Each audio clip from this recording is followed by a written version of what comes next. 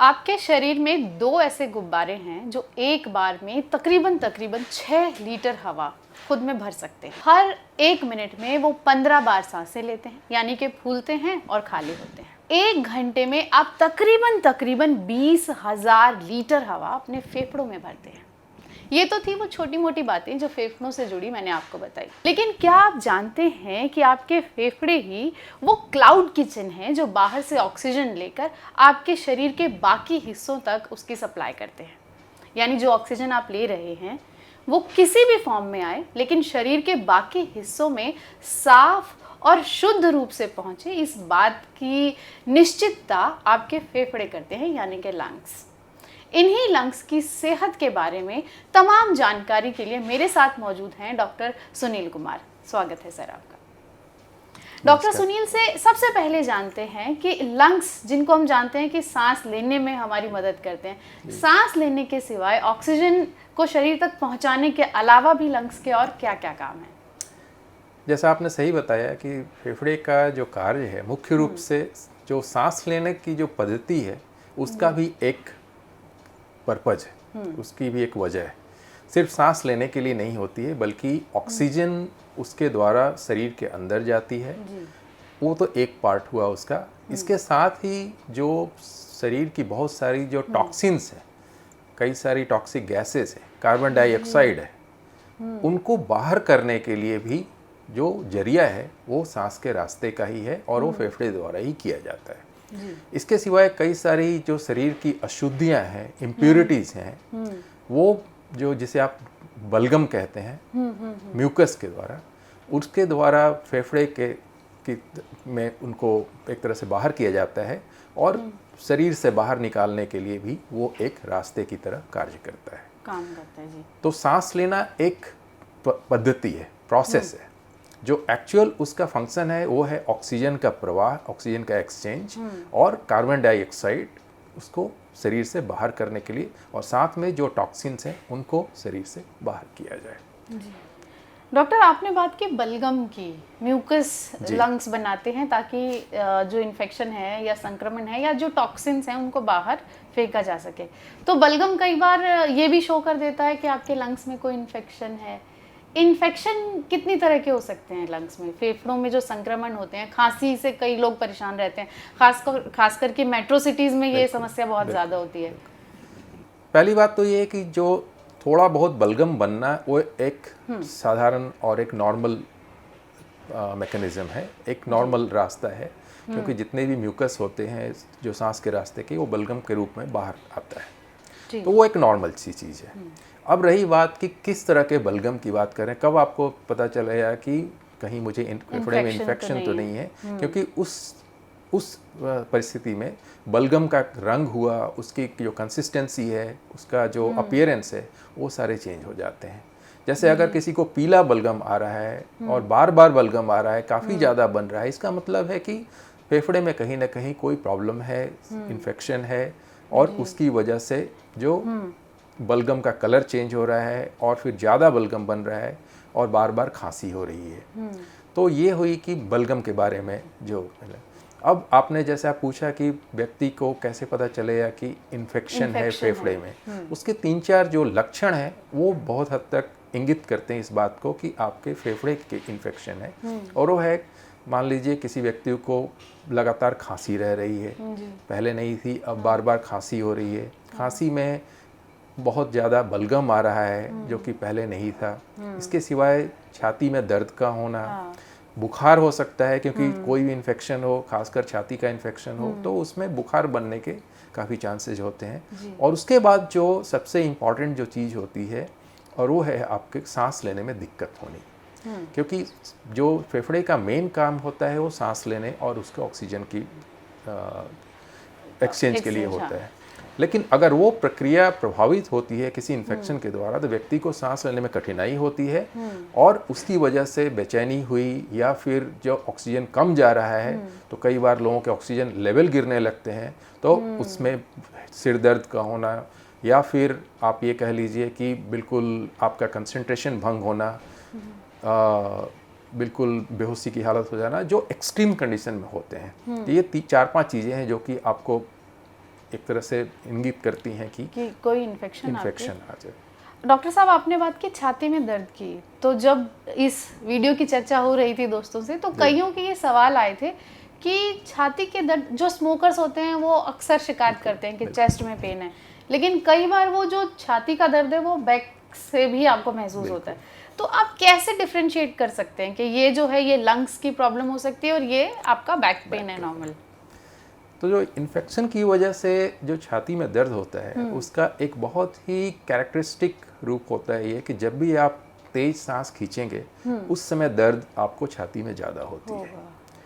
जो पीठ का दर्द, जो बैक पेन जो आप बता रहे हैं, या जो कि स्पाइन की वजह से हो सकता है या मसल पुल किसी भी वजह से हो सकता है, वो एक पर्टिकुलर मूवमेंट में होता है, ना कि लगातार हर बार सांस लेने में होता है। दूसरी बात ये है कि जो बैक पेन का जो काफ़ी हद तक एक प्रभावित जो क्षेत्र जो होता है वो स्पाइन का, रीढ़ की हड्डी का एरिया होता है, या फिर एक पर्टिकुलर एरिया में होता है जहाँ पर कि नर्व सप्लाई, जो नर्व अफेक्टेड होती है उस एरिया में जा रहा होता है। क्योंकि जब स्पाइन से जब नर्व्स निकलती हैं और उसकी उन नर्व्स पे कोई भी दबाव पड़ता है तो उस जहाँ वो नर्व्स जा रही होती हैं उस क्षेत्र में वहाँ पर आपको दर्द की अनुभूति होती है। लेकिन जो सांस के रास्ते में इन्फेक्शन की वजह से जो छाती में दर्द होता है, पहली बात तो वो दोनों साइड में होता है।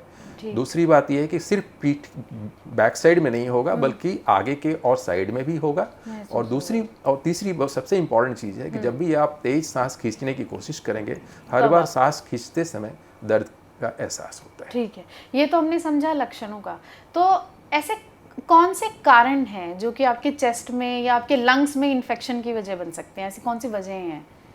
जैसा इन्फेक्शन का मतलब ही होता है कि कोई ना कोई बाहरी शुक्राणु, जो जीवाणु का जो जहाँ तक है उनका शरीर में प्रवेश होता है, और उसकी वजह से जो बैक्टीरिया हुआ, वायरस हुआ, फंगस हुआ, किसी भी रूप में अगर वो आपके सांस के रास्ते में प्रवेश करते हैं, सांस के रास्ते के द्वारा ही प्रवेश करते हैं और वहाँ पर उनका इन्फेक्शन फैलने लगता है, तब वो एक तरह से सांस के रास्ते और फेफड़े को प्रभावित करते हैं।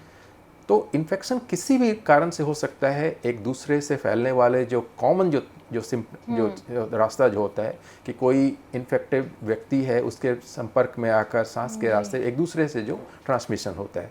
आपने जैसा कोरोना वायरस के टाइम में देखा होगा, वो एक एग्जाम्पल है, एक उदाहरण है जो कि एक दूसरे से फैलने के, और ज़्यादातर सांस के जो इन्फेक्शंस जो हैं वो पर्सन टू पर्सन ही फैलते हैं, हवा के रास्ते ही फैलते हैं।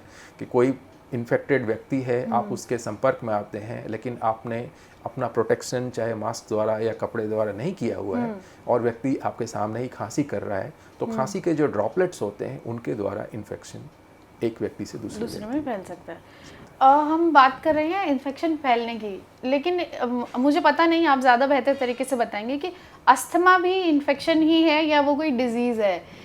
तो अस्थमा में भी यही रहता है कि आप सांस लेने में समस्या होती है, क्यूरेबल वो बिल्कुल नहीं है।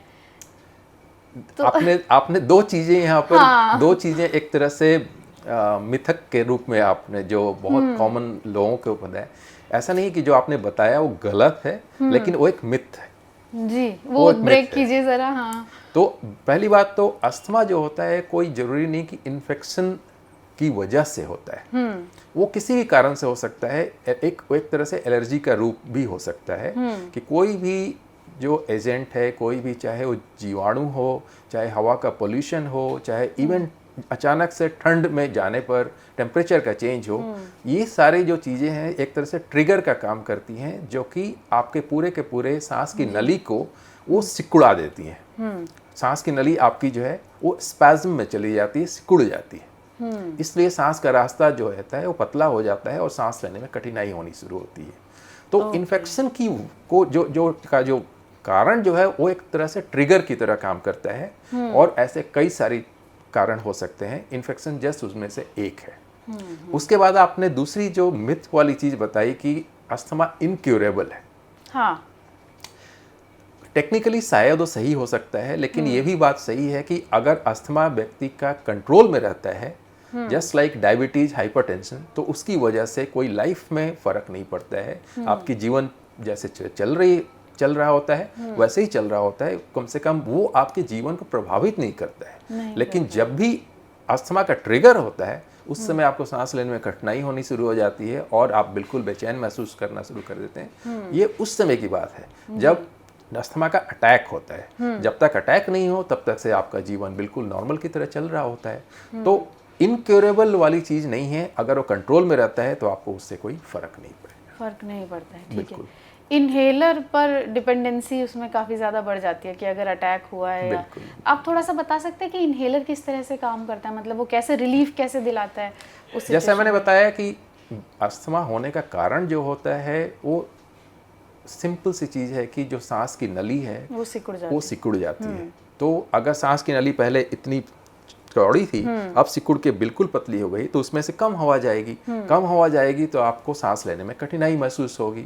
तो जो इनहेलर जो होते हैं उनमें जो दवाई जो होती है जिसको आप टेक्निकल भाषा में ब्रोंकोडायलेटर कहते हैं। डायलेटर का मतलब होता है कि सीधा उसके रास्ते को चौड़ा करने वाला। ब्रोंकस का मतलब हुआ सांस की नली को ब्रोंकस कहते हैं, जो चाहे छोटी हो चाहे बड़ी हो।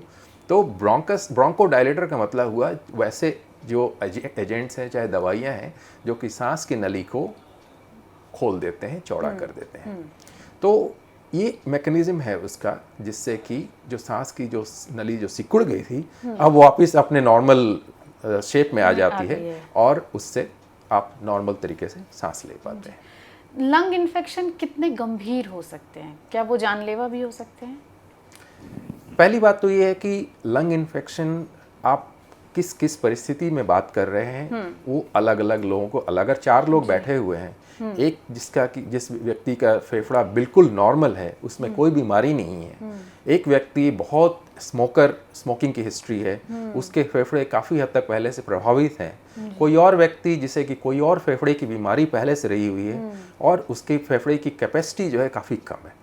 तो सबकी अलग अलग जो इन्फेक्शन की वजह से जो प्रभावित होने का जो असर जो होगा वो सबका अलग अलग होगा। एक नॉर्मल व्यक्ति उससे बहुत ज़्यादा फर्क नहीं पड़ेगा अगर हल्के इन्फेक्शन की बात कर रहे हैं। लेकिन हल्का इन्फेक्शन, कम इन्फेक्शन में भी अगर कोई व्यक्ति जिसका कि फेफड़ा पहले से काफ़ी ख़राब हो चुका है, चाहे स्मोकिंग की वजह से चाहे और कोई बीमारी की वजह से, तो उनका रिजर्व बहुत कम हो चुका होता है।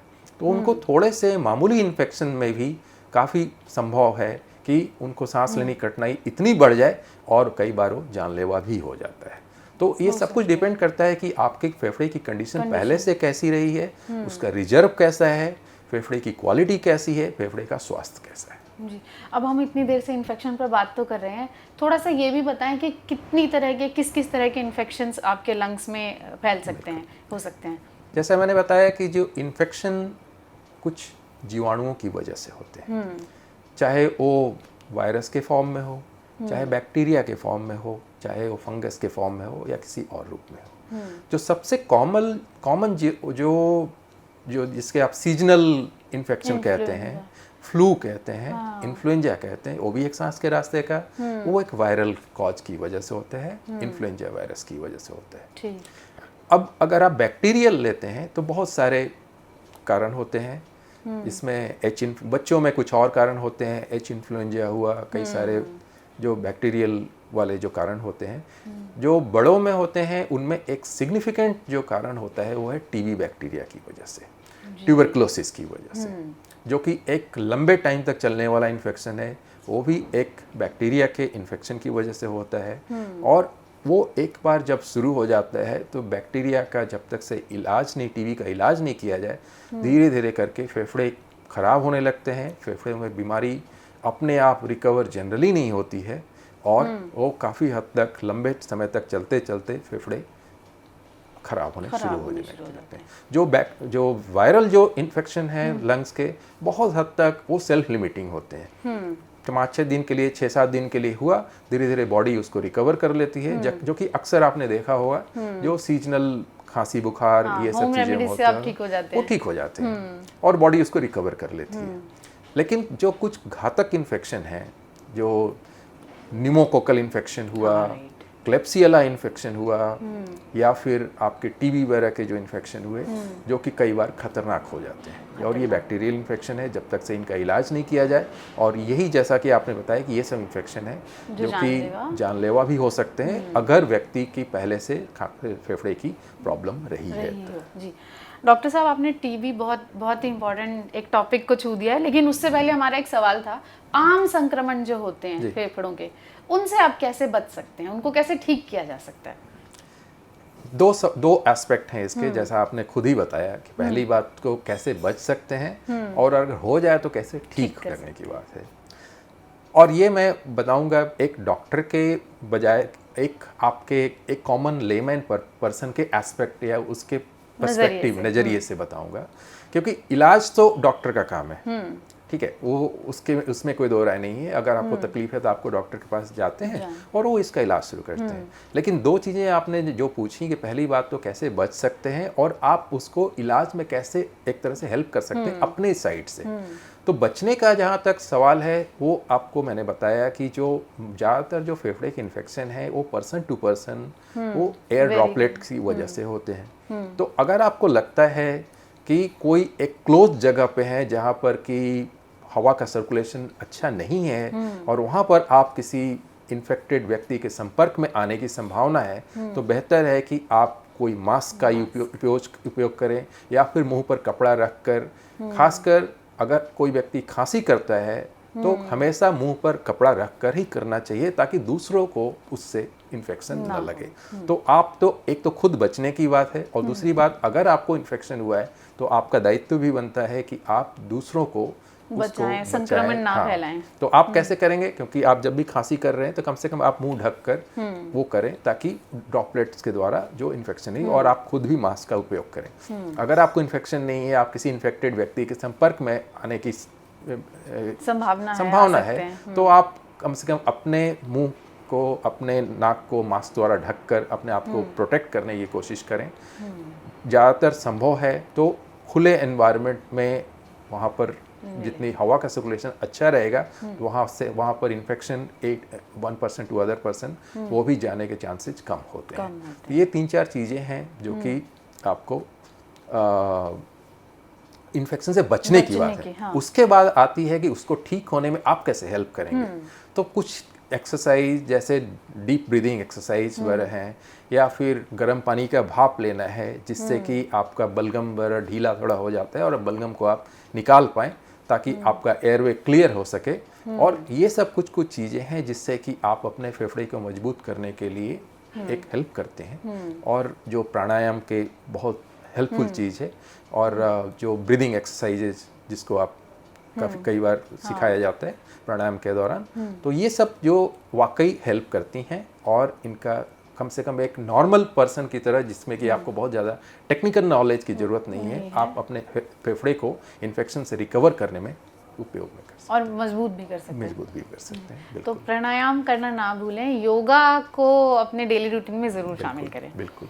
डॉक्टर साहब, टीबी को अभी जब हम कुछ देर पहले बात कर रहे थे, आपने कहा था कि ये बहुत ज़्यादा केसेस में देखा जाता है कि टीबी, कैंसर को भी कई बार टीबी समझ लिया जाता है, और कई बार ऐसा होता है कि टीबी है और आप कुछ और ही उसे समझ कर बैठ रहे थे। तो टीबी और कैंसर दोनों लंग्स में अगर हैं, या मतलब दोनों को आप कैसे डिफरेंशिएट कर सकते हैं उनके सिम्टम से, कि आप कैसे समझें कि आपकी स्थिति क्या है?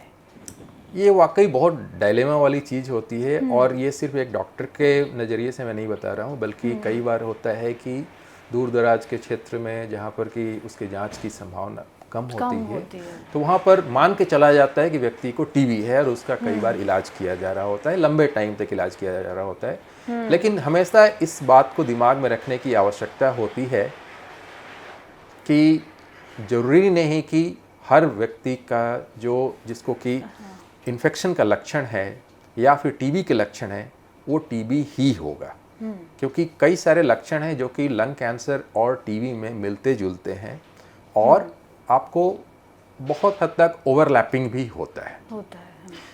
जैसे एक सिंपल जो लक्षण मैं बता रहा हूँ आपको, कि जब भी आप खांसी करते हैं उसमें कई बार खून आ रहा होता है, लाल रंग आ रहा होता है, बलगम में खून आ रहा होता है, जो कि वही लक्षण है लंग कैंसर का भी। आप यहाँ पर थोड़ा सा, मैं आपको बीच में रोक रही हूँ जी। क्योंकि पॉल्यूशन इतना है, तो जैसे आपने कहा कि खून आ रहा होता है, तो नॉर्मल भी कई लोग ये शिकायत कर रहे होते हैं कि हमने ब्रश किया, उसके बाद जब गार्गल किया या जब हमने ऐसे थूका तो खून था उसमें, और लोग बहुत डर जाते हैं। तो यहाँ पर ये भी बताते हैं, अगर आप चलेंगे, कि कितना खून जो है अगर आपको दिख रहा है तो अब आपको थोड़ा सतर्क होने की ज़रूरत है। जो वाकई चिंता का जो विषय है जिसके बारे में मैं बात कर रहा था अभी, वो है आपके सांस के रास्ते से जो आया हुआ खून है। मतलब है गले कि से नहीं। मतलब है कि आपने खांसी करके बलगम निकाला, तब उसमें मिक्स्ड ब्लड आ रहा है या फिर फ्रेश ब्लड आ रहा है। कई बार होता है कि आपको खांसी वगैरह की कोई दिक्कत नहीं है, आप ब्रश कर रहे हैं तो मसूड़ों से खून आ रहा होता है जी। वो एक अलग चीज है। लेकिन जब भी आप खांसी करते हैं या ये भी है कि आप बहुत ज़्यादा गला साफ करने की कोशिश कर रहे हैं और हर बार उसमें खून आ रहा है, तो कुछ ना कुछ तो गड़बड़ है। चाहे, और कई बार यह जरूरी नहीं है कि जो खून आना जो है वो सिर्फ कैंसर में ही हो या टीबी में ही हो, बल्कि बहुत सारे जो लोग स्मोकिंग करते हैं, जिन्हें ब्रोंकाइटिस की प्रॉब्लम होती है, उनमें भी खांसी करने पर वंस इन ए वाइल खून आ सकता है। और ये एक लक्षण है उसका क्रोनिक ब्रोंकाइटिस का, जो कि जिसको कि नज़रअंदाज तो बिल्कुल नहीं करना चाहिए, लेकिन जरूरी नहीं कि हर बार जो टीबी या कैंसर टीबी या कैंसर ही। तो और भी कई कारण हैं, लेकिन जब भी ऐसा बलगम में या खांसी करते समय खून आ रहा हो, उसे कभी भी नज़रअंदाज नहीं करना चाहिए। जी, आप आगे लक्षण बता रहे थे, और टीबी और हाँ, जो रही बार टीबी वर्सेस लंग कैंसर के लक्षण की बात मैं कर रहा था, तो ये बात ज़रूर है कि बहुत लक्षण है जो कि दोनों में कॉमन होते हैं, लेकिन कुछ एक लक्षण है कि टीबी में ज़्यादा कॉमन है, जैसे लगातार वजन का गिरते जाना, बुखार रहना, पूरे शरीर में थकावट का महसूस होना, और ये लंबे समय से चल रहा है, खासकर व्यक्ति की उम्र 40 से कम है, वैसे सिचुएशन में, या नॉन स्मोकर जो पर्सन है, ये सब अगर चीज़ें हैं, तब उसमें टीबी के चांसेस ज़्यादा होते हैं। लेकिन इसका मतलब ये नहीं हुआ कि व्यक्ति को कैंसर नहीं हो सकता है। और यही कारण है कि कई बार आप बिल्कुल एक तरह से आप मान लेते हैं इस डायग्नोसिस को कि नहीं, व्यक्ति को अगर खांसी हो रही है, खांसी में बलगम आ रहा है, उसमें खून आ रहा है कभी, या फिर कोई एक्सरे में शैडो दिख रहा है, गांठ जैसी दिख रही है, तो टीबी मान लिया जाता है उसे, बिना बाकी चीज़ों की जांच किए बगैर।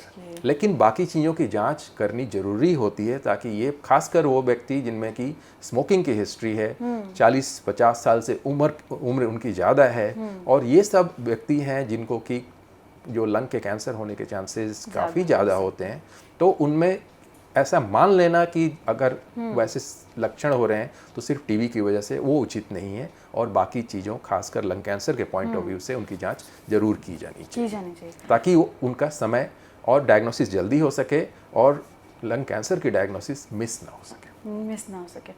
डॉक्टर साहब, मैंने एक स्टडी पढ़ी थी जिसमें ये बताया गया था कि 80% वो लोग जो स्मोकिंग करते हैं उनको लंग कैंसर के चांसेस ज़्यादा होते हैं। मतलब होता ही लिखा हुआ था उसमें, but I am not sure about the study. तो जो लोग स्मोकिंग कर रहे हैं उनको चांसेस ज़्यादा हैं, उसके अलावा भी लंग कैंसर के मामले देखने को मिलते हैं। तो कितना ये कॉमन है, खासकर भारत में, जहाँ पे कैंसर को लेकर अवेयरनेस भी चल रही है, बहुत सारे प्रोग्राम्स भी चलाए जा रहे हैं, तो लंग कैंसर जो है वो कितना कॉमन है? जो पहली बात आपने बताई कि जो आपने पढ़ी होगी कि हाँ, 80% मौतें धूम्रपान में जो होती हैं वो कैंसर से रिलेटेड होती है। इसको इस रूप में देखना चाहिए कि अगर आप 100 लंग कैंसर के मरीज लेंगे तो उनमें 80 लोग में स्मोकिंग की हिस्ट्री होती है। लेकिन इसका मतलब ये नहीं हुआ कि अगर 100 स्मोकर्स हैं तो उनमें 80 लोगों को लंग कैंसर होगा। ये दोनों अलग अलग चीज़ें हैं। ये बात जरूर है कि कोई भी स्मोकर जो व्यक्ति है, उनमें लंग कैंसर होने के चांसेस नॉन स्मोकर से बहुत ज़्यादा होता है, और आम जनता से भी बाकी उनके ज़्यादा होते हैं। स्मोकिंग एक तरह से उसमें फैक्टर जरूर है, और काफ़ी हद तक कारण का ही, जो एक लंग कैंसर होने का कारण के रूप में ही माना जाता है। अब रही बात कि ऐसा नहीं है कि हर स्मोकर व्यक्ति को लंग कैंसर होगा ही होगा, ऐसा नहीं है, बल्कि उनका रिस्क जरूर बढ़ जाता है। और बाकी जो नॉन स्मोकर हैं उनमें जितने चांसेस हैं उसके काफ़ी ज़्यादा चांसेस स्मोकर्स में लंग कैंसर के होने के होती हैं। अब रही बात कि डिजीज़ बर्डन, या आपने पूछा कि भारत में कितना ये बीमारी कॉमन है, ये तो आप रफली ये मान के चलिए कि लगभग 1 से 1.25 लाख लोगों के बीच में हर साल लोगों को भारत में लंग कैंसर होता है। ये नए मरीज की बात कर रहा हूँ मैं। समस्या ये होती है, हाँ, काफ़ी बड़ा नंबर या है। बिल्कुल। हालांकि यह संख्या विश्व के बाकी कई सारे देशों से कम है। अगर आप वर्ल्ड में पूरे देखें तो लगभग 25 लाख लोगों को कैंसर होता है हर साल। लंग कैंसर की बात कर रहा हूँ मैं, सारे कैंसर की नहीं कर रहा हूँ। 25 लाख लोगों को हर साल जो नए मरीज आइडेंटिफाई किए जाते हैं लंग कैंसर के, फेफड़े के कैंसर के। भारत में अभी के डेटा के हिसाब से लगभग 1 से 1.25 लाख के बीच में लंग कैंसर के मरीज हर साल पाए जाते हैं, और ये संख्या दिन प्रतिदिन हर साल बढ़ती ही जा रही है, नेचुरल सी बात है, उसमें कोई ये नहीं है। लेकिन असली समस्या ये है कि जो 1 लाख लोग या 1.25 लाख लोग जिनको लंग कैंसर डायग्नोज होता है, उनमें से 80% लोग हैं जो कि एडवांस स्टेज में आते हैं। क्योंकि उनका जल्दी पता नहीं चल पाता है, और जब तक से बीमारी का लक्षण आते हैं तब तक एडवांस इतनी आगे जा चुकी होती है, अंदर में फैल चुकी होती है कि एक तरह से बहुत एडवांस स्टेज में ही आते हैं। खासकर ये लंग कैंसर के बारे में बहुत ज़्यादा सही है। तो बाकी दुनिया और यहाँ में ये अंतर जरूर है कि जो इतने भी मरीज यहाँ पर आते हैं, भारत में जो आते हैं, 80% में एडवांस स्टेज में आते हैं। इसके पीछे कोई वजह हो सकती है? जैसे एक बहुत ज़्यादा सुनने को ये भी मिलता है कि नॉर्मली बायोप्सी की जाती है कैंसर को पकड़ने के लिए, तो आप कह रहे हैं कि इतना बड़ा नंबर ऑफ केसेस जो है वो एडवांस जब स्टेज पहुंच जाती है तब उन्हें पता चलता है कि कैंसर है। तो कहीं लोग बचते हैं कि नहीं, अरे नॉर्मल सी गांठ होगी, मेल्ट हो जाएगी, ठीक हो जाएगी, अगर जाएंगे इसमें सुई लगवाएंगे, छेड़ेंगे बायोप्सी, तो ये और फैलकर कैंसर नहीं होगा तो भी कैंसर बन जाएगा। पहली बात तो जो आपने बोला कि एडवांस स्टेज में आने का कारण जो होता है, वो एक लाइन में अगर मैं बता दूं तो सिर्फ इस वजह से क्योंकि उसमें जो जल्दी डायग्नोज नहीं हो पाता है, और कई बार मिस डायग्नोज होता है। डायग्नोज जल्दी नहीं हो पाना इसलिए क्योंकि आप समझते हैं कि नहीं नॉर्मल खांसी बुखार है, ठीक हो जाएगा, वो चल रहा होता है काफ़ी। आप उसके बाद डॉक्टर के पास जाते हैं, डॉक्टर ने कुछ हद तक आपको दवाइयाँ दी, चलते रहा टाइम, लेकिन उन्होंने उस लाइन पर जांच वगैरह नहीं किया ताकि ये दिमाग में रहे कि हाँ ये भी संभावना एक है। उसके बाद एक और होता है कि भाई हो सकता है कि इस व्यक्ति को ट्यूबरकुलोसिस हो, तो उसके लिए इलाज चल रहा होता है, मान कर कि क्योंकि वैसा लक्षण है, वैसे एक्सरे में शैडो दिख रहा है, लेकिन कैंसर के लिए कभी कोई जांच नहीं की गई, तो उसमें और टाइम जाता है, और इस बीच में बीमारी बढ़ रही होती है, और जब तक व्यक्ति को पता चलता है कि लंग कैंसर की प्रॉब्लम है तब तक काफ़ी आगे जा चुकी होती है। अब उसके बाद आती है कि उसका डायग्नोसिस का जो तरीका होता है वो है बायोप्सी द्वारा। जब तक से आप उन कोशिकाओं को, सेल्स को माइक्रोस्कोप में देखकर नहीं पता करते हैं, तब तक आप पक्के तौर पर कैंसर के लिए डायग्नोज नहीं कर सकते हैं, और ये बायोप्सी द्वारा ही संभव है। या फिर ये भी है कि कई बार जो बलगम के जांच द्वारा उसमें सेल्स दिख जाते हैं तो अच्छी बात है, उसमें पता चल जाता है, लेकिन वो बहुत कारगर कई बार नहीं हो पाता है। लेकिन अगर कोई शैडो या एक्सरे में गांठ जैसी चीज़ दिखती है तब उसका एक ही तरीका होता है, और उसमें से टुकड़ा निकालकर सुई द्वारा जांच की जाए, जिस पद्धति को आप बायोप्सी कहते हैं। नहीं तो पता नहीं चलेगा कि पहली बात तो कैंसर है कि नहीं है, दूसरी बात अगर है तो किस टाइप का कैंसर है। दोनों उतने ही इम्पोर्टेंट है क्योंकि इलाज उसके हिसाब से अलग अलग है। तो ये एक बहुत हद तक लोगों में मिथ होता है कि कहीं उसमें सुई डाल दिया, कहीं उसमें बायोप्सी कर दी, हो ना हो वो जो कैंसर है और ज़्यादा फैल जाएगा, जो कि ऐसा नहीं है, ऐसा बिल्कुल नहीं है। वरना किसी भी कैंसर का तो कभी डायग्नोज ही नहीं कर सकते जब तक से बायोप्सी नहीं करेंगे। तो सिर्फ फोटो देखकर, सिर्फ सीटी स्कैन देखकर या उसके बेसिस पर आप कैंसर की डायग्नोसिस पक्के तौर पर नहीं कर सकते। उसके लिए पक्का जो तरीका है वो बायोप्सी का ही है। और बायोप्सी से कैंसर फैलता नहीं है। जी, अब यहाँ पर जो आपने बात कही उनमें 2-3 सवाल निकल कर आते हैं। एक तो ये कि आपने कहा कि एक्सरे में शैडो देखकर टीबी मान लिया जाता है। टीबी के लिए क्या कोई ऐसा पक्का कोई डायग्नोज करने का टेस्ट नहीं होता कि आप ये टेस्ट, अभी कोई शैडो दिखा है तो अब नेक्स्ट स्टेप ये है कि आप ये टेस्ट कराएंगे तो कंफर्म होगा कि टीबी है या नहीं, या सिर्फ आपने एक एक्सरे में शैडो देखा और उसे टीबी मान लिया गया। यहाँ पर डॉक्टर्स का क्या रोल आता है? आपने भी कई बार बोला कि डॉक्टर जांच नहीं करवाते हैं, तो वहाँ डॉक्टर्स का क्या रोल आता है कि इतना नंबर जो बढ़ रहा है या एडवांस तक आप जाने से उसे रोक पाएं? पहली बात तो ये है कि टीबी की जो डायग्नोसिस है वो सिर्फ एक्सरे के बेसिस पर नहीं होगा। वो एक तरह से जस्ट आपको शक पैदा करने की करने का तरीका है, उससे ज़्यादा और कुछ तो नहीं है। लेकिन उसका जो पक्का जो डायग्नोसिस है वो जब तक से आप बलगम में जो कॉजेटिव उसके बैक्टीरिया है, माइकोबैक्टीरियम जिसको कहते हैं, उसको जब तक से आप माइक्रोस्कोप में नहीं देखते हैं बलगम में, तब तक से आप टीबी का पक्का डायग्नोसिस आप नहीं कर सकते। और भी कुछ जांच है, लेकिन जो पक्का तरीका जो होता है वो है कि बलगम में व्यक्ति के बैक्टीरिया का दिखना। कई बार वो होता है और कई बार आप मिस कर जाते हैं, खासकर सिर्फ एक बार आपने देखा तो हो सकता है उस समय आप मिस कर गए उसमें, तो वो कोई 100% फुल प्रूफ तरीका नहीं होता है। लेकिन अगर आपको बैक्टीरिया जब तक दिखता नहीं है तब तक पक्के तौर पर आप नहीं बोल सकते हैं कि टीबी का ही ये है। तो एक्सरे के बेसिस पर, सिर्फ एक्सरे के बेसिस पर टीबी की डायग्नोसिस करना वो हमेशा एक तरह से वो रिस्की होता है और जरूरी नहीं कि वो सही ही हो। तो टीबी के डायग्नोसिस क्या तो ये हुआ।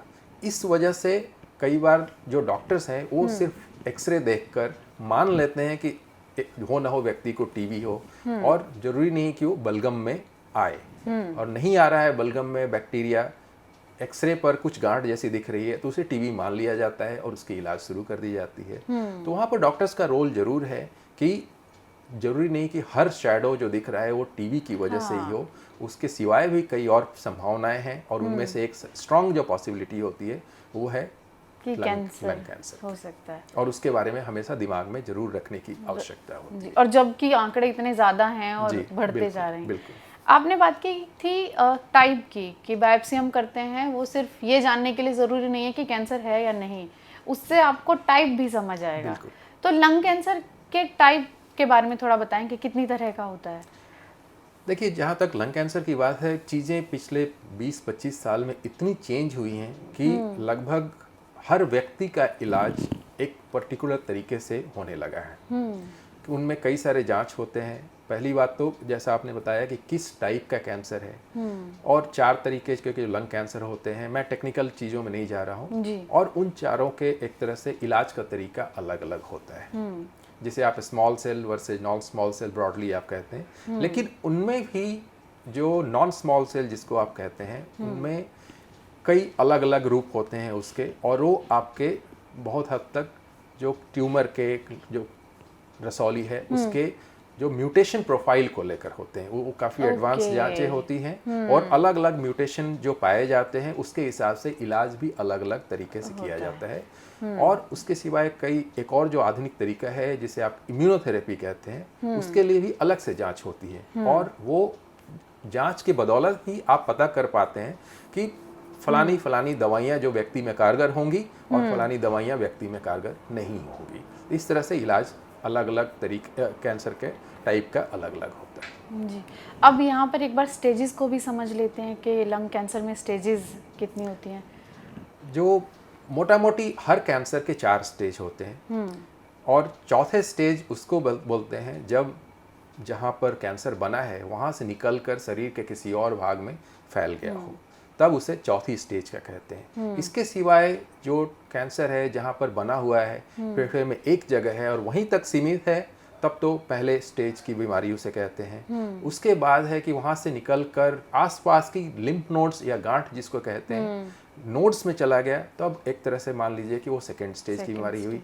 लेकिन और भी आगे तक की गांठों में गया हुआ है तो उसे थर्ड स्टेज की बीमारी या लोकली एडवांस बीमारी कहते हैं। और एक बार जब शरीर के किसी दूसरे हिस्से में, छाती मतलब फेफड़े का कैंसर है, मान लीजिए दिमाग में फैल गया, लिवर में फैल गया, पेट में फैल गया, तब वैसी सिचुएशन में उसे चौथी स्टेज की बीमारी कहते हैं, और या इसे अंग्रेजी में आप मेटास्टेसिस कहते हैं। लंग कैंसर हुआ है और वो 4th स्टेज में है, वो ट्रैवल करके स्टमक तक अगर चला गया है, तो जब उसकी ट्रीटमेंट की जाएगी तो उसे एज ए लंग कैंसर ही ट्रीट किया जाएगा बिल्कुल या वो एक दो दूसरे कैंसर के रूप में जाएगा कि नहीं, इसे एक एडवांस लंग कैंसर की तरह ही ट्रीट किया जाएगा, क्योंकि उसका जो ओरिजिन है वो तो लंग में ही हुआ है और वहाँ से फैलकर किसी भी अंग में जा सकता है वो। लेकिन उसका जो मूल कारण है वो तो लंग का कैंसर ही है और उसका इलाज भी लंग कैंसर की तरह ही किया जाता है। जी। अब यहाँ पर एक बहुत अहम सवाल आता है कि 4th स्टेज में लंग कैंसर क्यूरेबल है? अगर आप क्यूरेबल वर्ड यूज करते हैं तो उसका मतलब होता है जड़ से खत्म करना, जो कि बहुत कम, लेस देन 5% केसेज में ही हो पाता है। मैं 4th स्टेज की बात कर रहा हूँ। लेकिन आजकल जितनी दवाइयाँ एडवांस हुई हैं, मेडिकल साइंस जितना एडवांस हुआ है, सिचुएशन जो है पहले के मुकाबले काफ़ी बेहतर है। पहले जो 4th स्टेज में लोग कभी भी 6 महीने से ज़्यादा जिंदा नहीं रह पाते थे, और आज जो दवाइयाँ हैं कम से कम उससे सालों साल, कई सारे केसेस में तो हमने देखा है कि 4-5 साल तक भी व्यक्ति जिंदा है, और जो क्योर की बात है तो 5% या उससे 5 से 10% केसेस में ही रियल टर्म में क्योर की बात होती है। लेकिन जो एक्सपेक्टेड लाइफ है, सर्वाइवल है, वो पहले से काफ़ी आप बढ़ा सकते हैं।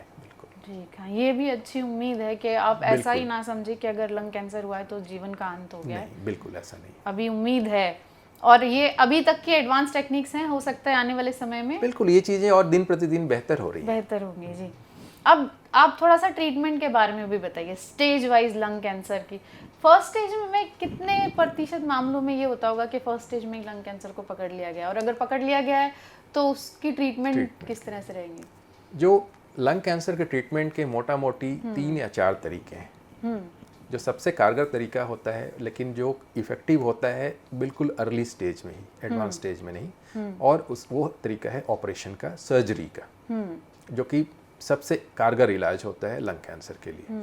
और 1st स्टेज की बीमारी हुई या अगर उसमें सिर्फ ऑपरेशन कर दिया जाए काफ़ी है, उसके सिवाय और किसी इलाज की ज़रूरत नहीं होती। इसके सिवाय जो 3 और तरीके हैं, उनमें से पहला है कीमोथेरेपी का तरीका, जिसे इंजेक्शन दवाइयाँ दो इसको कहते हैं आप। उसके बाद रेडिएशन का तरीका है, रेडियोथेरेपी, सिकाई का जो आम भाषा में जिसे आप कहते हैं। और भी कुछ तरीके हैं जिसे आप आधुनिक तरीका, एक इम्यूनोथेरेपी का तरीका जिसको आप कहते हैं। बहुत सारी दवाइयाँ हैं जो कि आपके इम्यून सिस्टम के द्वारा ही कैंसर को इलाज करने में हेल्प करती हैं।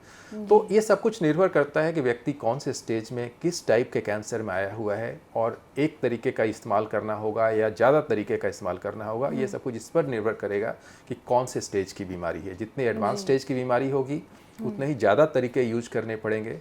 जो ऑपरेशन या लिमिटेड अर्ली स्टेज की जो बीमारी है वो लगभग 10 से 15% केसेस में ही पाए जाते हैं, आते हैं लोग, क्योंकि उसके मैंने बताया पहले कि लगभग 70 से 80% केसेज में बीमारी एडवांस हो चुकी होती है। तो सिर्फ सर्जरी द्वारा जो इलाज है वो अर्ली स्टेज में होता है, और जो लोकली एडवांस स्टेज में जो होता है उसमें 2 तरीके यूज किए जाते हैं, ऑपरेशन का भी और कीमोथेरेपी। उसके बाद भी और ज़्यादा एडवांस होने पर ऑपरेशन का कोई रोल नहीं होता है, बल्कि उसमें कीमोथेरेपी और शायद रेडियोथेरेपी की ज़रूरत होती है या फिर इम्यूनोथेरेपी की ज़रूरत होती है। तो जो पेशेंट हैं उनके साथ परिवार के जो सदस्य हैं वो किन चीज़ों का ध्यान रख सकते हैं ट्रीटमेंट के दौरान और ट्रीटमेंट के बाद, कि वो मदद कर पाएँ जो मरीज़ है उसको बेहतर रिकवरी में? उनके लिए 2-3 चीज़ें काफ़ी इम्पॉर्टेंट है। पहली बात तो ट्रीटमेंट पूरा करना चाहिए, ट्रीटमेंट डिफ़ॉल्ट नहीं करना चाहिए, बीच में नहीं छोड़ना चाहिए। जितना भी संभव है डॉक्टर के सलाह के अनुसार आप ट्रीटमेंट पूरा करने की कोशिश करें।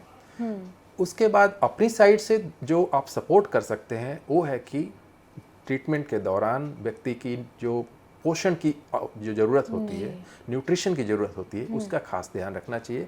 नहीं तो उससे इम्यूनिटी काफ़ी कम हो जाती है कीमोथेरेपी की दवाइयों की वजह से, और उनमें इन्फेक्शन होने के और ज़्यादा चांसेज हो जाते हैं। तो इसलिए शरीर में जो न्यूट्रिशन का होना, पोषण का होना बहुत ज़रूरी है।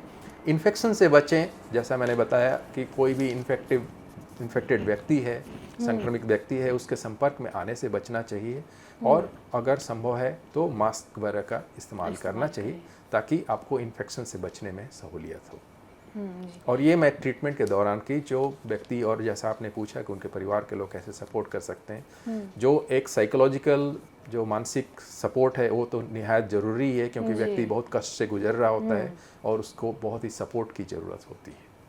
तो ये सब कुछ चीज़ें हैं जो कि परिवार वाले उनके अपने स्तर पर भी कर सकते हैं। ये तो मरीज के लिए भी बेहद ज़रूरी हो जाता होगा कि वो इन्फेक्शन से अपने लंग्स को बचाएं। बिल्कुल बिल्कुल, क्योंकि पहले ही किसी बीमारी से वो जूझ रहे हैं। कैंसर की वजह से इम्यूनिटी आपकी कम हो जाती है, जब आप कीमोथेरेपी ले रहे होते हैं और ज़्यादा कम हो जाती है, इस वजह से संक्रमित होने के चांसेस आपके काफ़ी ज़्यादा हो जाते हैं, और इम्यूनिटी कम होने की वजह से इन्फेक्शन से लड़ने में भी कैपेसिटी आपकी काफ़ी कम हो जाती है। इस वजह से कई बार इन्फेक्शन जानलेवा भी हो जाते हैं। अच्छा, यहाँ मैं एक चीज़ आपसे समझना चाहती हूँ कि हमने शुरुआत में बात की थी लंग्स जो हैं वो ऑक्सीजन आपके शरीर को देते हैं, जो आपके हार्ट के लिए, आपके लिवर के लिए, मतलब आपके शरीर के हर अंग को वो जो फ्यूल है वो प्रोवाइड कर रहे हैं बेसिकली, जिस पर वो चल रहे हैं।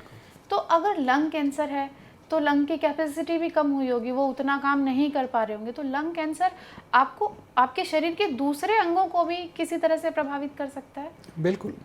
पहली बात तो ये है कि फेफड़े के जो काम करने की कैपेसिटी है वो एक तरह से काफ़ी कम हो जाती है। जिस हिस्से में लंग कैंसर हुआ है वो हिस्सा तो लगभग काम करना बंद कर देता है जी।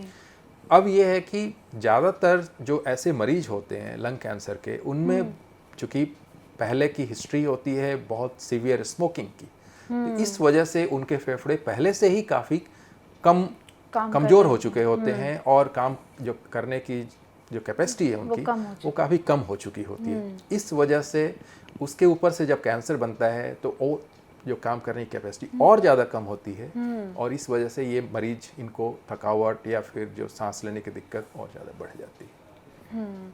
तो शरीर के बाकी अंगों पर भी इसका असर पड़ेगा ही पड़ेगा, क्योंकि सारा का सारा ऑक्सीजन सप्लाई वो तो फेफड़े द्वारा ही हो रहा होता है।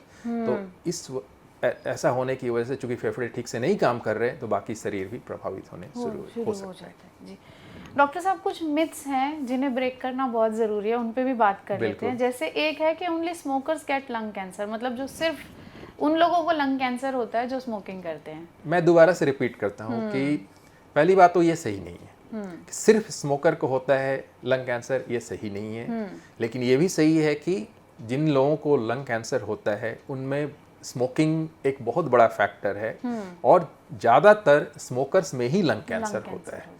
लेकिन ऐसा नहीं है कि अगर आप स्मोकिंग नहीं करते हैं तो आपको लंग कैंसर नहीं हो सकता है, ऐसा कोई ज़रूरी नहीं है। हालांकि चांसेस काफ़ी कम होते हैं, और उसके कारण ये भी हैं कि बहुत सारे लंग कैंसर के कारण हमें पता भी नहीं है ठीक से। स्मोकिंग सबसे इम्पॉर्टेंट कारण है, वो हमें पता है, लेकिन उसके सिवाय कई सारे कारण अब धीरे धीरे करके पता भी चल रहे हैं। जैसे एयर पॉल्यूशन हुआ, जो कुकिंग फ्यूल का पॉल्यूशन हुआ, स्मोक हुआ, तो ये सब कुछ है। जैसे आप बोलें कि जो महिलाएं जो स्मोकिंग नहीं करती हैं उनमें तो लंग कैंसर नहीं हो सकता है, जबकि ऐसा सही नहीं है। खासकर भारत में जो यंग फीमेल्स हैं उनमें धीरे धीरे ऐसा देखा जा रहा है कि लंग कैंसर ज़्यादा अब धीरे धीरे बढ़ता जा रहा है, और उसमें कई कारण हैं। बहुत सारे कारण हमें पता भी नहीं है, लेकिन कुछ नए नए कारण हैं। वो हैं जो आपको एयर पोल्यूशन हुआ, या फिर कुकिंग फ्यूल का स्मोकिंग हुआ, पैसिव स्मोकिंग हुआ, तो ये सब जो चीज़ें हैं वो भी एक तरह से। कुकिंग फ्यूल को आप थोड़ा सा बता सकते हैं और अच्छे से एक्सप्लेन कर सकते हैं? जो खासकर जो पहले का जो कुकिंग का तरीका था, आज तो काफ़ी हद तक गैस सिलेंडर की वजह से काफ़ी चेंज हो रहा है। वो जो चूल्हे पर बायोफ्यूल वाला जो स्मोकिंग का जो था, लेकिन वो क्लोज एनवायरनमेंट में जहाँ पर कि हवा का सर्कुलेशन ठीक नहीं है और स्मोक जमा होते रहता है, तो जो व्यक्ति कुकिंग कर रहा होता है, खाना पका रहा होता है, वो उसी स्मोक को इनहेल कर रहा होता है। और ऐसे सिचुएशन में वो लगातार स्मोक करते करते करते, हालांकि वो जरूरी नहीं कि बीड़ी सिगरेट का स्मोकिंग कर रहे हो, लेकिन वो भी एक तरह का स्मोक ही इनहेल कर रहे हैं, और वो भी एक फैक्टर रहता है लंग कैंसर के होने के वजह। एक मिथ है कि lung cancer is always fatal, मतलब अगर लंग कैंसर हुआ है तो मौत निश्चित है। ऐसा नहीं है। आप एक ब्रॉड सेंस में किसी भी कैंसर के बारे में आप कह सकते हैं कि कोई भी कैंसर हुआ था हमेशा फेटल है। लंग कैंसर जाहिर सी बात है, चूंकि काफ़ी एडवांस स्टेज में आता है ज़्यादातर केसेस में, तो उसका बिहेवियर उतना अच्छा नहीं होता है जो कि बीमारी जो पहले पकड़ी जा चुकी जल्दी पकड़ी जा सके। लेकिन ये भी नहीं है कि लंग कैंसर हो गया तो फिर मौत निश्चित है, ऐसी बात नहीं है। उसका इलाज है और ये सब कुछ निर्भर करता है कि किस स्टेज की बीमारी डायग्नोज हुई है। जितनी लेट स्टेज की बीमारी होगी उतना ही ज़्यादा उसमें इलाज की ज़रूरत पड़ेगी और इलाज सफल होगा कि नहीं होगा गारंटी भी उतनी ही कम होती है। अगर पहले स्टेज की बीमारी है, पहले दूसरे स्टेज की बीमारी है, तो निश्चित तौर पर एक तरह से इलाज सफल होता है और आप कैंसर से मुक्त जीवन व्यतीत कर सकते हैं। Cancer screening lung cancer cause करती है, ये कितना ठीक है? इसको उल्टे तरीके से आपको शायद आपने जिस तरीके से रखा आपने कि स्क्रीनिंग की वजह से कैंसर होता है, ऐसा नहीं है। हाँ, मिथ को लेकर कि ये एक मिथ है कि स्क्रीनिंग अगर करा रहे हैं आप तो नहीं, स्क्रीनिंग की वजह से जो कैंसर आप शायद 5 साल बाद आपको पता चलता है, 2 साल बाद पता चलता है, अब आपको जल्दी की स्टेज में आपको पता चल जा रहा है, तो ये एक अच्छी बात है। और दुनिया के कई सारे कंट्रीज हैं जिन्होंने लंग कैंसर की स्क्रीनिंग अपने यहाँ शुरू की हुई है और उसके बहुत ही सकारात्मक परिणाम भी दिखते हैं। तो स्क्रीनिंग की वजह से कैंसर होता है ऐसा नहीं है, बल्कि एक कैंसर जो पहले से बन रहा था आपको पता नहीं था, अब स्क्रीनिंग की वजह से कम आपको पता चल जा रहा है, वो स्क्रीनिंग की वजह से हुआ। वो जरूर है कि जल्दी पकड़ में आ गया, रादर देन हम ये कहें कि उसकी वजह से कैंसर बन गया, ऐसा नहीं। हाँ, ये तो बिल्कुल ही उल्टा मिथ बिल्कुल है। उल्टा। हाँ, बिल्कुल। एक मिथ ये भी है कि all lung cancers are same, मतलब अगर आपको लंग कैंसर है तो वो एक ही तरह का होगा। लंग कैंसर जैसे कि बुखार हुआ है तो एक ही बुखार है। नहीं, ऐसा नहीं है। जैसा मैंने बताया कि टाइप अलग अलग होते हैं और इस वजह से उनका इलाज भी अलग अलग होता है। इसी तरह से उनका बिहेवियर भी अलग अलग होता है और उनका आगे कैसा चलेगा, प्रोग्नोसिस जिसे आप कहते हैं, वो भी अलग अलग होता है। कुछ जो कैंसर जो होते हैं जिसे स्मॉल सेल कैंसर कहते हैं, वो काफ़ी एग्रेसिव होते हैं, काफ़ी खतरनाक होते हैं, काफ़ी तेज़ी से फैलने वाले होते हैं और उनमें जो रिजल्ट जो होता है compare to non small cell जो कैंसर होते हैं वो काफ़ी पुअर होता है, काफ़ी ख़राब होता है। तो अलग अलग कैंसर का बिल्कुल पैटर्न, बिहेवियर, उसका रिस्पॉन्स सब कुछ अलग अलग होता है और इस वजह से ये पता करना ज़रूरी होता है कि किस टाइप का कैंसर है, उसके हिसाब से इलाज डिसाइड करना और उसमें बायोप्सी ही हेल्प करती है हमें। क्या हमारे पास ऐसी कुछ एक कारणों की लिस्ट है या हमें ये पता है कि कौन सा टाइप ऑफ कैंसर किन वजहों से होता है, या नहीं हमें इतना पता नहीं है अभी? एग्जैक्टली ऐसा कहना शायद ये नहीं है, लेकिन ये भी बात है कि कुछ टाइप ऑफ कैंसर होते हैं जो कि स्मोकिंग से उतने रिलेटेड नहीं होते हैं जितने कि बाकी वाले जो कैंसर होते हैं। मैं बहुत ज़्यादा टेक्निकल टर्म में बात नहीं करना चाहूँगा, लेकिन हाँ, जैसे जो महिलाओं में जो कैंसर होते हैं, नॉन स्मोकर महिलाओं में कैंसर होते हैं, वो एक पर्टिकुलर टाइप के होते हैं और उनका जो पैटर्न होता है वो थोड़ा अलग होता है। लेकिन जो स्मोकर्स होते हैं, मेल्स में जो होते हैं, जो हेवी स्मोकर्स में जो कैंसर होते हैं, वो एक दूसरे टाइप के होते हैं और उनका रिस्पॉन्स, उनका बिहेवियर भी अलग अलग होता है। ठीक है, अगला सवाल यही था, आपने महिलाओं की बात की और एक मिथ है कि लंग कैंसर जो है वो सिर्फ पुरुषों को होता है। नहीं, ऐसा नहीं है। पता है कि लंग कैंसर होने का एक प्रमुख कारण जो है वो स्मोकिंग होता है। क्योंकि पुरुषों में स्मोकिंग की हैबिट ज़्यादा है, कई गुना ज़्यादा है महिलाओं के मुकाबले, कम से कम भारत में तो, इसलिए पुरुषों में ज़्यादा पता चलता है। लेकिन महिलाओं में भी कैंसर जो लंग का है वो काफ़ी होता है। ऐसा नहीं है कि नहीं होता है। और अगर आप देखें कि जो कैंसर से जो इंडिया में, भारत में जो मौतें होती हैं, वो उसमें पहला कारण लंग कैंसर का ही है। जी। और इसमें महिला और पुरुष और महिलाएं दोनों इंक्लूडेड हैं, दोनों इंक्लूडेड हैं। एक मिथ है कि अगर आपको खांसी नहीं हो रही है तो आपको लंग कैंसर नहीं है। ऐसा नहीं है, जरूरी नहीं है। जैसा कि मैंने बताया कि कई बार जब कोरोना वायरस के टाइम में लोगों की सीटी स्कैन करी गई तो उसमें पता चला कि अंदर गांठ है, फेफड़े में गांठ है और वो कैंसर पाया गया, लेकिन उनको उसमें कोई प्रॉब्लम नहीं थी। हाँ, ये बात जरूर है कि जो सांस की मेन नली में अगर कोई गांठ बनती है तो उसमें खांसी बहुत जल्दी शुरू हो जाती है, लेकिन किसी दूसरे हिस्से में बनती है तब फिर उसमें जरूरी नहीं है कि खांसी जब तक से काफ़ी एडवांस मत हो जाए तब पता चलता है। यही कारण है कि कई बार लक्षण नहीं होने की वजह से बीमारी अंदर बढ़ रही होती है और लोगों को पता भी नहीं होता है। जब लक्षण आने शुरू होते हैं तब देर हो चुकी होती है, काफ़ी आगे जा चुकी होती है बीमारी।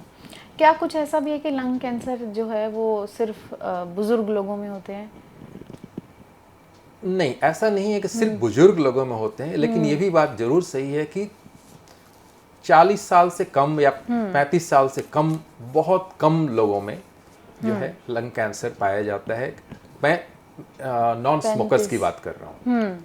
अगर व्यक्ति की बहुत हैवी स्मोकिंग की हिस्ट्री है तब यंग एज में भी वो उनमें कैंसर हो सकता है। और यंग एज से मेरा मतलब है कि 35 साल 40 साल के उम्र की बात कर रहा हूँ मैं। अदरवाइज जो नॉर्मली जो ज़्यादा पाया जाता है वो 50 से ऊपर के व्यक्ति, 55 से ऊपर के व्यक्तियों में जिनमें कि काफ़ी स्मोकिंग की हिस्ट्री है, उनमें ज़्यादा कैंसर होने के चांसेस हैं और यंग लोगों में कम। जी, अब क्योंकि हम स्मोकिंग की इतनी बात कर रहे हैं तो आप थोड़ा ये भी बताएं कि स्मोकिंग आपके लंग्स को किस तरह से इफेक्ट करती है? बिल्कुल, जो स्मोकिंग करने की वजह से बहुत सारे जो टोबैको के टॉक्सिन होते हैं, तंबाकू के जो है, तंबाकू वो आप इनहेल कर रहे होते हैं। आफ्टर ऑल स्मोकिंग तो आप टोबैको का ही करते हैं जी। तो जाकर हमारे फेफड़े के नली के जितने भी लाइनिंग्स हैं, सेल्स हैं, वहाँ जाकर उन सेल्स में वहाँ पर जाकर डिपॉजिट होने शुरू हो जाती है, आपके डीएनए से जाकर अटैच हो जाती है और उसमें चेंजेस आने शुरू हो जाते हैं।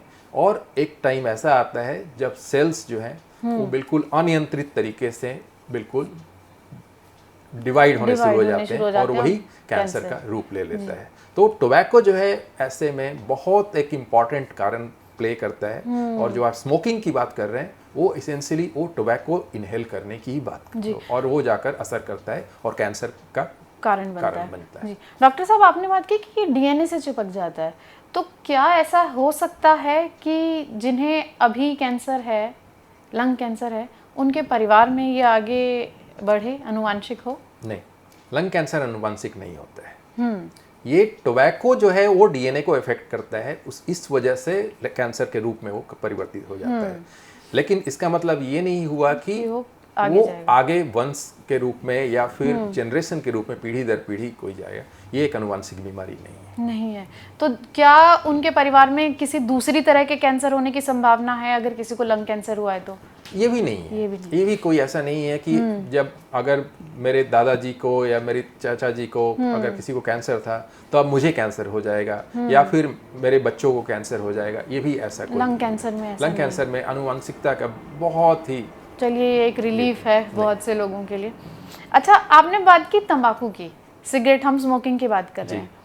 अब लोग एक ऑल्टरनेटिव पर आ गए हैं जिसे कहते हैं ई सिगार। क्या वो सेफ और एक ऑप्शन है कि अगर आप ई सिगार ले रहे हैं तो? बिल्कुल सेफ नहीं है। अगर आपने बोला, टर्म यूज किया कि सेफ है, बिल्कुल नहीं है। ई सिगार भी से भी कैंसर होने के चांसेस होते हैं। ये बात अलग है कि अभी तक हमारे पास क्लियर डेटा नहीं है कि कितना कम या किस हद तक होते हैं। हाँ, क्योंकि धुआं तो आप किसी भी फॉर्म में ले रहे हैं।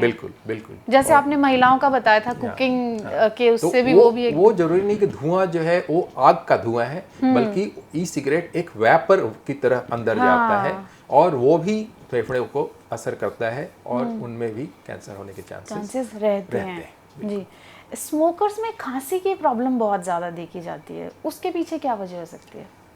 उसका जो मेन कारण होता है, क्योंकि बार बार स्मोकिंग करने की वजह से आपके जो फेफड़े की जो नली होती है, उसकी जो लाइन होती है वो इन्फ्लेम्ड हो जाती है। मतलब उसमें बहुत सारे चेंजेस होते हैं जिसकी वजह से वो हाइपर सेंसिटिव हो जाती है और इन्फ्लेम्ड होने की वजह से बहुत ज़्यादा इरिटेशन होना शुरू हो जाता है उसमें। और जो खांसी जो होती है वो एक तरह से उस इन्फ्लेमेशन की वजह से जो इरिटेशन का जो नतीजा हुआ वो उसका नतीजा है, एक लक्षण है, सिम्टम है। खांसी जो होती है उनमें बहुत ज़्यादा सिक्रीशन होना शुरू हो जाता है, क्योंकि जब भी कोई चीज़ इरिटेट होती है तो वहाँ पर कुछ ना कुछ सिक्रीशन छोड़ती है और सिक्रीशन को क्लियर करने के लिए जो बॉडी एक मैकेनिज्म जो होता है उसका, वो है खांसी का रूप। तो जब भी कोई भी चीज़ जो एयरवे को, हवा की नली को, सांस की नली को इरिटेट करेगी उसकी वजह से सिक्रेशंस बढ़ेंगे, सिक्रेशंस की वजह से खांसी होनी शुरू हो जाती है। जी। अच्छा डॉक्टर साहब, आपने कहा था कि हैवी स्मोकर्स में जो है कैंसर के केसेस बहुत ज़्यादा देखे जाते हैं। तो जो लोग कम सिगरेट लेते हैं, मतलब क्या ठीक माना जाए कि दिन का 1 सिगरेट ठीक है या 2 ठीक है? कितने सिगरेट? कोई भी सिगरेट ठीक नहीं है, कोई भी, चाहे 1 सिगरेट हो चाहे 2 सिगरेट हो, स्मोकिंग आफ्टर ऑल महीने में 1, क्योंकि बिल्कुल लोगों नहीं, बिल्कुल को नहीं। के बहुत सवाल हैं इससे जुड़े हुए, वो जानना चाहते हैं, छूट उनसे रही नहीं है, तो किस तरह से वो सेफ साइड पर खड़े हो सकते हैं? ये कोई बार्गेनिंग वाली चीज नहीं है। हाँ, बिल्कुल पहली सही बात सीधी है। सी बात है कि चलिए आप 10 की बजाय आप 1 सिगरेट, हालांकि स्मोकिंग जो है स्मोकिंग ही आफ्टर ऑल, जी। और हर स्मोकर के रिस्क जो होते हैं कैंसर होने के होते ही होते हैं। ये बात जरूर है कि जो हैवी स्मोकर्स होते हैं उनमें रिस्क ज़्यादा होते हैं कंपेयर टू जो लोग शायद 1 सिगरेट पी रहे हो या फिर जो कम हैवी स्मोकिंग है। लेकिन ऐसा नहीं है कि अगर आप कम सिगरेट का स्मोकिंग करते हैं तो आपका रिस्क खत्म हो जाता है या फिर रिस्क इतना ज़्यादा कम हो जाता है कि शायद उसको सेफ माना जा सके। बिल्कुल नहीं, सेफ तो बिल्कुल नहीं। तो अगर कोई सिगरेट छोड़ना चाहे तो कितना टाइम उसे लगेगा कि अच्छा, अभी ये होता है कि मैंने सुना है कि नहीं, हमें अर्ज होती है, तो वो अर्ज को कंट्रोल करने में किसी को अगर एक पीरियड दिया जाए कि आप घबराइए नहीं, इतने टाइम की ही बात है, तो कितने टाइम में स्मोकिंग की लत छूट सकती है? हालांकि ये एक अलग अपने आप में विषय है पूरा का पूरा, लेकिन ये भी बात है कि ये कोई एक दिन की बात नहीं होती है, एक हफ्ते की बात नहीं होती, ये एक वेल डिज़ाइन और ये एक ट्रीटमेंट का तरीका होता है जी। और इसमें कामयाबी तभी ज़्यादा मिलती है जब आप एक प्रोफेशनल हेल्प के द्वारा आप छोड़ने की कोशिश कर रहे हैं, रादर देन कि आप किसी मंदिर में गए और आपने बोला कि आज से मैंने स्मोकिंग छोड़ तब दी। तो उसमें सफलता के चांसेस काफ़ी कम हो जाते हैं। तो ये एक धीरे धीरे चलने वाली पद्धति है जिसमें कि किसी को कुछ महीने लग जाते हैं, किसी को कुछ हफ्ते लग जाते हैं, किसी को साल भी लग सकता है। तो एक धीरे धीरे ग्रेड तरीके से वो कम किया जाता है, उसके अल्टरनेटिव्स पहले दिए जाते हैं ताकि आपके शरीर को अर्ज न हो उतनी ज़्यादा, और वो कम घातक चीज़ों पर आपको लाया जाता है और उसके बाद उसे भी बंद किया जाता है। तो ये एक वेल डिफाइंड पद्धति है, एक स्ट्रक्चर्ड प्रोसेस है जिसे कि आप शायद अचानक से छोड़ने की कोशिश करें तो सफल होंगे कि नहीं कुछ पता नहीं। हाँ, शायद इसीलिए ज़्यादातर लोग छोड़ नहीं पाते, क्योंकि वो खुद ही डिसाइड करते हैं और फिर वापस पहुंच जाते हैं। खैर, अब ये है कि अगर आपने स्मोकिंग छोड़ दी है तो कितने समय के अंदर जो है आपके लंग्स क्लीन हो जाएंगे? तो ऐसा देखा गया है कि मैं रिस्क के बारे में बात करूंगा कि आपने जो लंग्स क्लीन होना तो कुछ वैसा होता नहीं है, लेकिन ये है कि जो असर लंग्स पे आ चुके हैं और वो किस हद तक कैंसर की तरफ बढ़ रहे हैं, तो ऐसा देखा गया है कि कम से कम 15 साल के बाद ही 15 साल के बाद ही जो रिस्क का लेवल है वो लगभग मिलता जुलता आता है एक नॉन स्मोकर। हालांकि वो बिल्कुल उस लेवल तक तो कभी नहीं जाता है, लेकिन कम से कम मामूली अंतर पे कम जरूर हो जाता है। आपने कहा क्लीनिंग, हमने पहले भी इस बारे में बात की थी। जी। बहुत से मेरे फ्रेंड्स हैं जिन्हें स्मोकिंग की आदत है, उनका ये एक सवाल है, आई डोंट नो ये मिथ है कैसे फैला है, कि अरे अभी आप स्मोकिंग कर रहे हैं, अच्छा आप जाके लंग क्लीन करवा सकते हैं, लंग की क्लीनिंग करवा सकते हैं। तो जब मैंने बताया कि मैं आपसे मिलने जा रही हूँ, कुछ सवाल है, तो उनका ये सवाल था कि आप पूछिएगा कि लंग्स की क्लीनिंग जो है स्मोकर्स को कब करानी चाहिए, सिम्टम क्या हैं कि अब आपको लंग क्लीनिंग करानी चाहिए और कैसे करानी होती है, उस पर थोड़ा बताएं। देखिए, ब्लंटली अगर मैं बताऊं तो ये कोई कपड़े का दाग तो है नहीं कि जो आपने मशीन में ले गए और धो लिया उसको, ऐसा नहीं होता है। स्मोकिंग चाहे जिस किसी भी रूप में हो, उस आपकी फेफड़े को, आपके एयरवे को असर तो डालता ही डालता है जी। और उसे शरीर को, उस पद्धति को, उस असॉल्ट को क्लियर करने में अपना शरीर का एक तरीका होता है जी।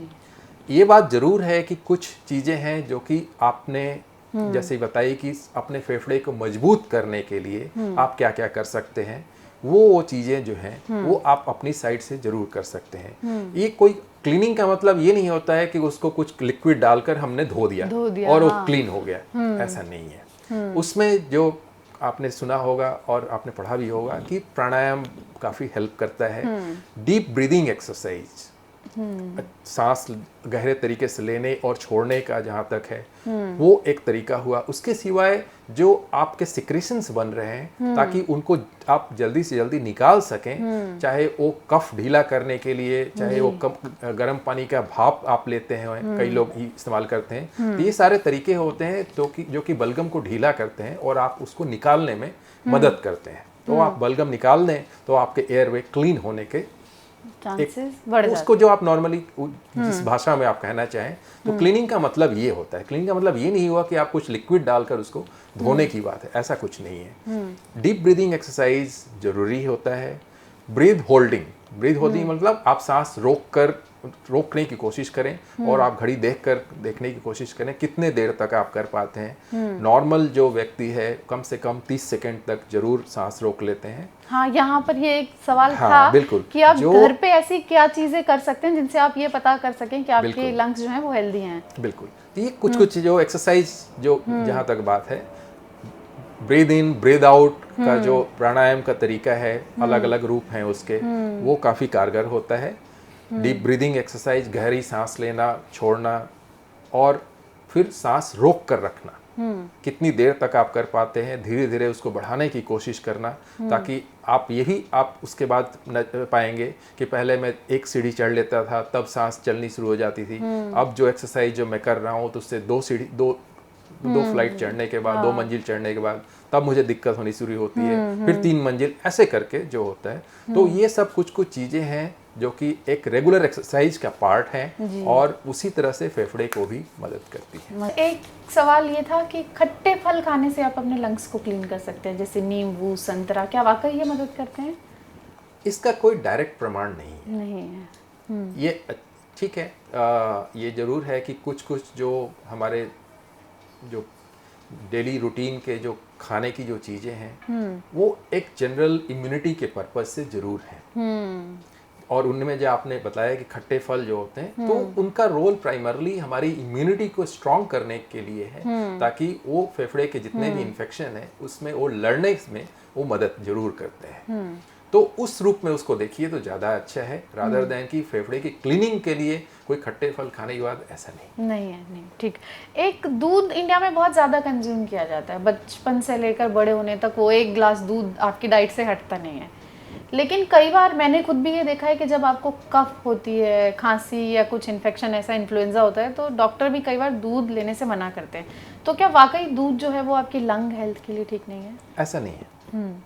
ऐसा कोई डायरेक्ट प्रमाण नहीं है कि दूध की वजह से छाती में कोई, फेफड़े में इन्फेक्शन हो जाता है या फिर इन्फेक्शन हो गया है तो उससे ठीक होने में ज़्यादा टाइम लगता है, या दूध की वजह से इन्फेक्शन और बढ़ जाता हो, ऐसा कुछ नहीं है। ऐसा कुछ नहीं। दूध एक तरह से एक न्यूट्रिशन का पार्ट है और एक अच्छा पार्ट है न्यूट्रिशन का, पोषण का पार्ट है, और इसे उसी रूप में लिया जाना चाहिए। उसका कोई लंग के इन्फेक्शन से कोई लेना देना नहीं है।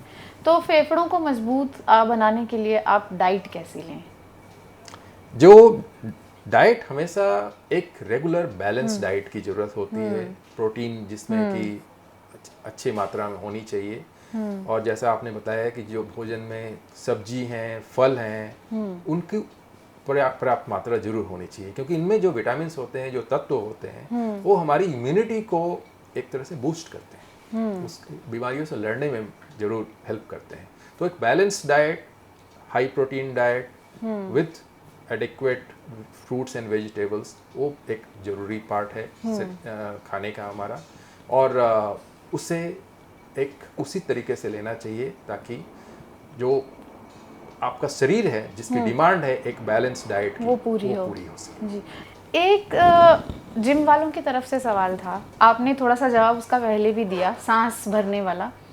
कार्डियो को हार्ट के लिए तो अच्छा माना जाता है कि अगर आप धीरे धीरे बढ़ा रहे हैं, क्या वो लंग्स के लिए भी अच्छा है? क्योंकि उसमें सांस कई बार फूलती है, आप लेते हैं छोड़ते हैं, तो कार्डियो वाकई लंग्स के लिए भी अच्छा है?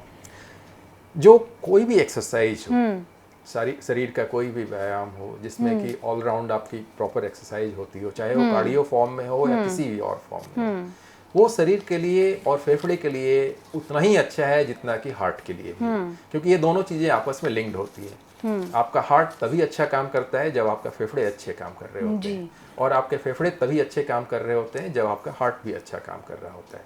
तो एक तरह से जो चीज़ हार्ट के लिए अच्छा है वो लंग्स के लिए भी अच्छी है। कुछ छोटे छोटे से सवाल हैं, वो ले लेते हैं।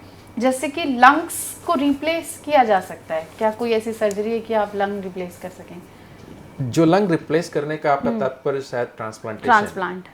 तो लंग ट्रांसप्लांट उन केसेस में किया जाता है जिनके फेफड़े बिल्कुल ही बेकार हो चुके होते हैं और बिल्कुल काम करने बंद कर चुके होते हैं। तो उन मरीजों में खासकर जो जिसे आप obstructive chronic obstructive airway disease कहते हैं, COPD कहते हैं, तो बीमारी इस हद तक जा चुकी होती है कि लंग फेफड़े बिल्कुल ऑक्सीजन को सपोर्ट नहीं कर पा रहे होते हैं, ऑक्सीजन एक्सचेंज का काम नहीं कर पा रहे होते हैं, और वैसे सिचुएशन में जो लंग ट्रांसप्लांट एक ऑप्शन होता है। और जो फेफड़े बदलने की बात, जो उसका मतलब लंग ट्रांसप्लांटेशन की बात है, वो जो सर्जरी है, यस, वो एक उसके लिए की जाती है। ठीक। क्या अगर आपके लंग्स में कुछ डैमेज हुआ है तो वो फुली रिकवर हो सकते हैं? जनरली बॉडी उसको अच्छे से रिकवर कर लेती है, प्रोवाइडेड कि डैमेज इस हद तक नहीं हुआ है कि वो पूरा का पूरा हिस्सा एक तरह से काम करना बंद कर दे। तो ज़्यादातर केसेस में बॉडी अपने आप ही रिकवर करती है, प्रोवाइडेड कि बार बार उस पर इन्फेक्शन या असॉल्ट नहीं हो रहा हो। जो जैसा कि आपने स्मोकर का जो उदाहरण दिया, स्मोकिंग कई सालों तक चल रही होती है, तो इस वजह से बॉडी उसको रिकवर कई बार नहीं कर पाती है और धीरे धीरे वो डैमेज हो रहा होता है। लेकिन जो इन्फेक्शन वगैरह की वजह से जो डैमेज होता है, बॉडी उसको आराम से रिकवर कर लेती है। ठीक। क्या एज के साथ हमारे फेफड़े जो हैं वो कमज़ोर होते जाते हैं? बिल्कुल, क्योंकि उनका जो एनवायरमेंटल पॉल्यूशन का जो असर होता है, प्लस जो धीरे धीरे एजिंग का असर होता है, और कुछ बीमारियां हैं जो कि एज रिलेटेड भी होती हैं, और इसी तरह से आपका हार्ट वगैरह भी कमज़ोर होने लगता है, इस वजह से फेफड़े भी कमज़ोर होने शुरू हो जाते हैं। वो एक नॉर्मल एजिंग का पार्ट है, लेकिन उसमें आप कुछ जो डैमेजिंग चीज़ें डालते जाएंगे, जैसे स्मोकिंग तो हुआ, पॉल्यूशन हुआ, तो ये प्रोसेस और फास्ट हो जाता है, और शायद एज के पहले ही डैमेज शुरू हो चुका है। एक सवाल था कि क्या हम एक फेफड़े के साथ जीवित रह सकते हैं? जी हाँ, भगवान ने जो फेफड़े की जो बनाई हुई है, लेकिन ये भी बात सही है कि हमारा जो फेफड़े का जो फंक्शनल का डिस्ट्रीब्यूशन है, वो लगभग मोटा मोटी समझिए कि दाहिने साइड का फेफड़े का कंट्रीब्यूशन 50 से 55% के बीच में, और जो बाएं साइड का कंट्रीब्यूशन है वो 45 से 50% के बीच में होता है। तो अगर कोई बीमारी धीरे धीरे करके एक साइड के फेफड़े को खराब कर रही है, तो दूसरे साइड का फेफड़ा उसी रफ्तार से वो उसको टेक ओवर भी करना शुरू कर देता है। तो अगर कई बार ऐसा होता है कि एक साइड का फेफड़ा बिल्कुल बेकार हो गया है, तब तक से दूसरी साइड का फेफड़ा जो है वो उसको उस लेवल तक जरूर आ जाता है कि एक फेफड़े की साथ भी व्यक्ति का जीवन चल सकता है।